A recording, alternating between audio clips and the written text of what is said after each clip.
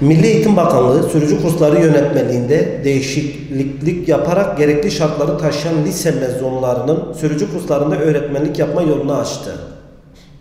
Daha önce sadece üniversite mezunlarının sertifika alarak sürücü kurslarında görev aldıkları, bu değişiklikle direksiyon usta öğreticileri yetersizliğinin ortadan kaldırıldı. Bundan böyle en az 3 yıllık sürücü belgesi sahibi olan ve halk eğitim merkezlerinde açılacak olan direksiyon usta öğreticiliği kursuna katılıp sertifika almaya hak kazanan lise mezunlarımız direksiyon öğretmeni olabilirler. B sınıfı yanı sıra özellikle otobüs, kamyon, tır, motosiklet ve A2 sürücü belgesi alanında çok ihtiyaç vardır.